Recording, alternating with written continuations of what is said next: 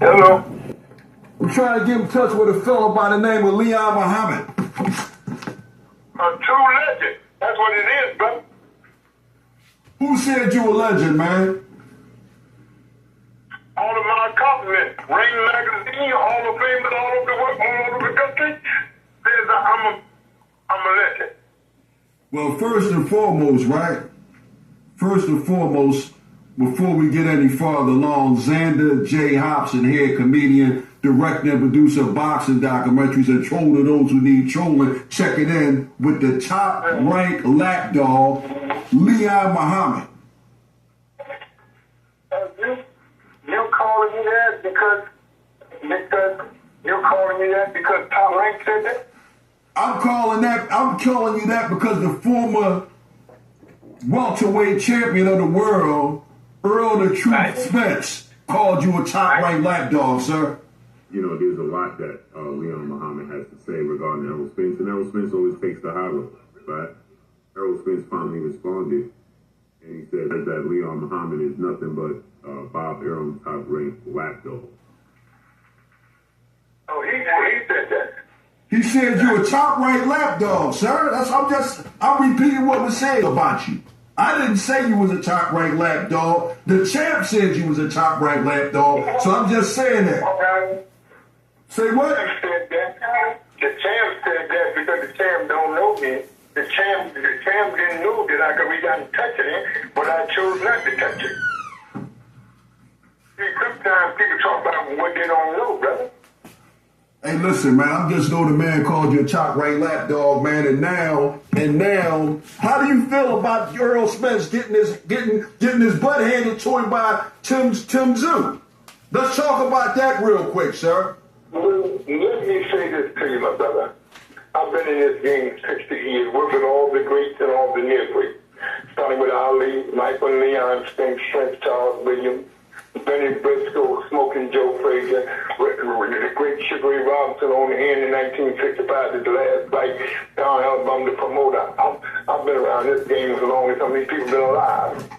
So what I will say, I'm not going to blame my dear friend Chester, Ronnie Shields.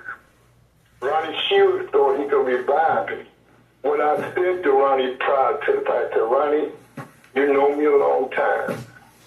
But what I think you should do, Ronnie, I think you should get your man a tune-up, a couple tune-up, and let me make some calls to the matchmaker out there in the Midwest, get him some nobodies, and you can get them a good payday, get him a couple tune-up. A 3-year layoff from the ass whooping that he took in Las Vegas against my man, and retired former great champion, first ballot Hall of Famer, and Bud Trump, Omaha, Nebraska. He said it came back in 3 years and went straight to fight a former two-time world champion on the first fight back after 3-year layoff. Do you agree, Chuck, or you disagree? And I said that to my dear friend Ronnie Shields, who took over his training camp from Derek James. I said that to my friend Ronnie Shields prior to the fight. When I saw Ronnie in New York back in January, I said that to Ronnie when he took over. Well, no, sir. I definitely agree with you on that. I don't know what Earl Spence was thinking, but I just think he just took a gambler's approach. And what I mean, a gambler's approach, he just put it all on the table and rolled the dice and said, I'm either going to crap out or I'm gonna hit my number right off the bat. And he crapped out when he fought Tszyu. I'm with you. I don't think it was a good idea that he took that fight. You know what I mean? I don't think that worked out well for him at all. Yeah, Ronnie Shields agree with me, but I think his team, that Hollywood charade, and everybody knows Sam Watson is my guy, him and his 2 sons, and his lovely wife, shout out to them. But I think Sam and his team should have got the tune-up, as I said before. I mentioned that to Ronnie Shields, and I mentioned to Sam when I talked to him proud about the Sam you're doing. You better check that. Get what's on the table. We got to get it what's on the table. There's no tune-ups on the table. Sam, you're a promotional company. And y'all could have put him on the card prior to signing this fight. The fight for the fight in January, y'all could have put him in the jail and go where I'm on. If he's already in the jail, I think it was a bad decision on the promotional part. Right. That's what I think. Right. All my experience working with Don, shout out to the DK, who's going to be 95 years old on August 20, 1931, all started in Cleveland. That's your guy. He's going to be 95 on Thursday, August 20th. That's my man. That's your guy. And the great James Stoney, his birthday is, I think it's the 24th. It's the 24th of this month. And James Stoney, hold on, Leon, hold on, man. My wife is calling me on this other line. She would call me right in the middle of the interview. Hold on, Leon, 1 second, hold on. Okay, Champ, the last thing that you were saying was he should have took a tune-up fight. That's what you were saying. Oh, yeah. And I said that to the people around here. I know Ronnie Shields was brought in as a trainer. Ronnie Shields is a great trainer. He was a great fighter. But the powers that be didn't see what me and Ronnie and other people thought. They didn't listen, bro. Right. Because when your team don't listen, I've said this with you. I've said this with every interview I did in the last 5 years. A fighter is only good as his team. Correct. And my godfather, my old man, always said, big country, it ain't personal. It's always business. And they made a better decision, not with the fighter. They didn't discuss it with the fighter. They just made the deal with two people for decent payday for a guy that ain't been in 3 years. I think they sold their fight out. Yeah, because they saying that Earl got $10 million. They said that he got $10 million for the fight. And, that wasn't, he didn't get beat up too bad or anything like that. He clearly lost, but he made $10 million walking out the door. So that wasn't a bad couple of dollars to put in his pocket. You got $10 million on paper. You get $10 million. You got the taxes. And you don't know the contract. We don't know the contract, whether he has to pay for his team. But I know for a fact the Australians didn't give him no training expenses. They just put $10 million on his paper. And however his people did it, paid the spine partners on the shield got his, the managers got his, his promotion company got his. He might have, the government got his. When he got back, he might have went home with $3 over $3 million. It came to that. So we don't really know because it wasn't a state contract because state contracts are personal knowledge. Right. A foreign contract, it's an Australian contract. Right. What happened to that is that them Jewish people are very smart. That probably was a great chance to beat my guys, B.A.M. Jewish. It was a great fight. He didn't get beat up like you said, Chuck. But he was an awful fight. Yeah. I seen a couple of times he threw a punch. Never been that 3-year layoff. No, I seen one shot where he threw a punch and his back foot came off the ground. I think that would be his left foot, but he threw a shot and his left foot came off the ground and he was leaning on his right foot, leaning forward, and it looked bad. And I say this.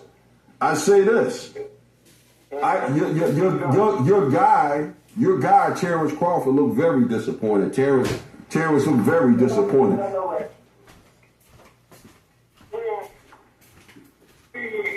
the problem when you got that with the kind of money he got, make the kind of decisions he want to make his own man.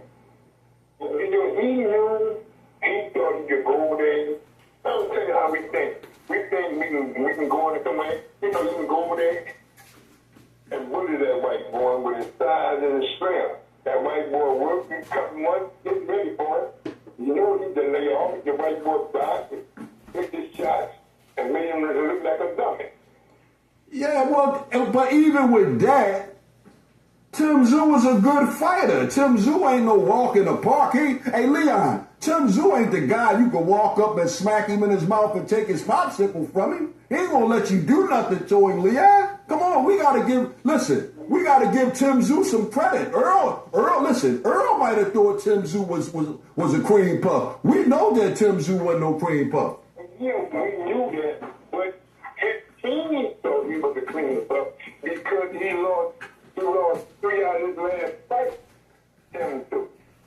So, and Earl Spence, see, Ronnie Shields trying to see, Ronnie Shields know more than Earl Spence' whole team. So Ronnie Shields was a fighter. You was a fighter. Just, you can't stay out the ring 3 years and come back and fight a former 2-time world champion and kick him on a bad night. Yeah. Listen, you absolutely 100% right. You know, and I'm very disappointed that they did that. But again, man, you know, hey, listen, as far as I'm concerned as a fighter, well, let me back that up. Not a fighter, but a guy who could fight, but wasn't nowhere near the caliber of the type of dudes we talk about. Respect to all of them. But what I was getting ready to say is, man, you know, Earl. You still was a fighter, bro. No, I understand that. I'm just saying, I'm just trying to step back from that, compare myself, put myself out there. But what I'm just saying is, when you know, Earl, I'd rather see Earl take this last fight. He lost to a good fighter, a great fighter, come from a good pedigree, and now it sounds like Earl had enough. You know, I don't think that he's going to make try to fight again and try to take on this guy and take on that guy. You know what I mean? I'm glad. I just rather see him go out like, okay, man, I lost to the great Bud Crawford. I lost to the great Tszyu. Hey, man, I'm done with it, man. Let me go, man. I'm going to be an announcer now, man. He can follow the route of Sean Porter and... That night that he was done, he said, I'm going to do what Michael Spence and them did and all the guys before you walk away. I said, Michael Spence got the one loss. He walked away. And we'll get to Michael Spence later. But what I'm saying, Doc, I just think that his team didn't listen to Ronnie Shields. And Ronnie Shields, very respected in the game, had plenty world champion. The dude was Georgia Benton. They kept him around due to the fact that he was a great trainer and a great listener. That's why he was around all those years with Georgia and all the guys. Everybody calls him Ronnie Shields. Not taking that away from his previous trainer, Derek James. He served his purpose. He got him all them titles. He got him to the big fight with Bass Crawford. He got himself a big payday, and he got his family a big payday. So praise be to Allah for that. But when times come, and he said in the ring, he said, I'm done. He said, I got my family, I got my health, I tried, but I'm done. That's what he said after the fight. He said he was done. He's gonna be all right. So yeah, man, listen. I got all of this right here. We got to do something big, Chuck, for the Hall of Fame, for the Hall of Fame weekend. So for the Hall of Fame weekend, because I'm gonna call my connector down and give us a couple of rooms at the showboat. It's gonna be at the Hard Rock. Me and you and the missus, we can walk down the boardwalk. Yeah. And we're going to do this right. And you get me mingling. I'm going to get me a whole bootleg suit from one of these churches. Come down here with my hat tips, the alligator shoes on, and go back down memory lane. There you go. Like I'm at 24th and Oxford. There you go. All right, then, Leon, I'm going to go ahead and take care of that, man, and we'll wrap, man. I'll keep you posted when I drop this. That's Leon Muhammad and the chapter sounding off from B.A.M. Promotion. Hey, listen. You heard it, folks. I'm done with it. Bam!